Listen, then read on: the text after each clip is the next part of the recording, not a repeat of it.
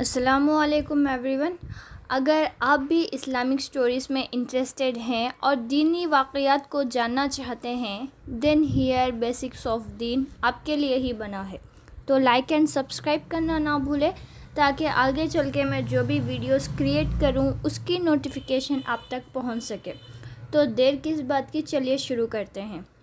نبوت ملنے کے بعد آپ صلی اللہ علیہ وسلم 9 برس تک مکے میں تبلیغ فرماتے رہے اور قوم کی ہدایت اور اصلاح کی کوشش فرماتے رہے. لیکن تھوڑے سے لوگوں کے علاوہ جو لوگ مسلمان ہو گئے تھے اور جو لوگ مسلمان نہیں ہوئے تھے، دونوں آپ صلی اللہ علیہ وسلم کی مدد کرتے.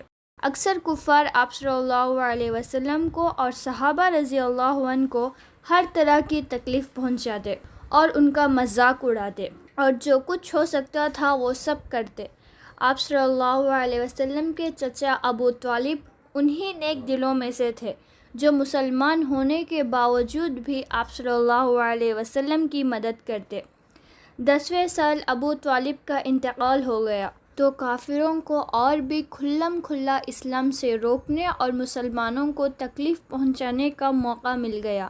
حضور صلی اللہ علیہ وسلم اس خیال سے طائف تشریف لے گئے کہ اس قبیلے میں بڑی جماعت ہے، اگر وہ قبیلے کے لوگ مسلمان ہو گئے تو تکلیفوں سے نجات اور دین کو پھیلانے کی بنیاد بڑھے گی.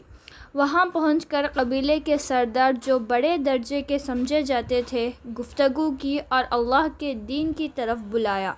بجائے ان لوگوں نے دین کی بات قبول کی اور نہ ہی مہمان نوازی کی بلکہ صاف صاف جواب دے دیا، بے رخی اور بد اخلاقی سے پیش آئے.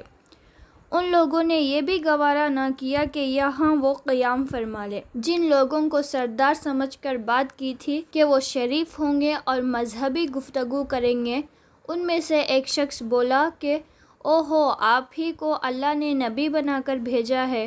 دوسرا بولا کہ اللہ کو تمہارے سوا کوئی اور نہیں ملتا ہی نہیں تھا جس کو رسول بنا کر بھیجتے.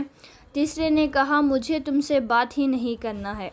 اس کے بعد ان لوگوں سے نا امید ہو کر حضور صلی اللہ علیہ وسلم نے اور لوگوں سے بات کرنے کا ارادہ فرمایا، کیونکہ آپ صلی اللہ علیہ وسلم ہمت کے پہاڑ تھے. مگر کسی نے بھی قبول نہیں کیا بلکہ حضور صلی اللہ علیہ وسلم سے کہا کہ ہمارے شہر سے فوراً نکل جاؤ اور جہاں تمہاری چاہت کی جگہ ہو وہاں چلے جاؤ.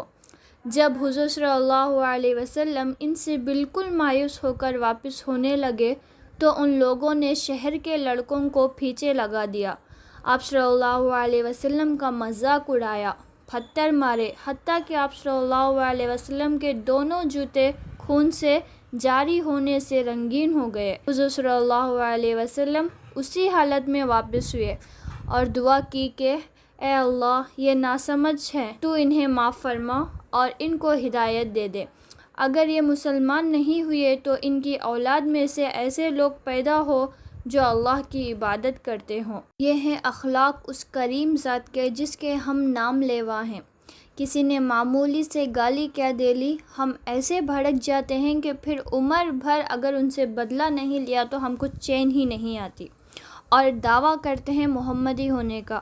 ہم ان جیسے تو نہیں بن سکتے لیکن اپنے اخلاق کو تو سدھار سکتے ہیں نا. کوشش کریں، کمنٹ میں انشاءاللہ لکھیں.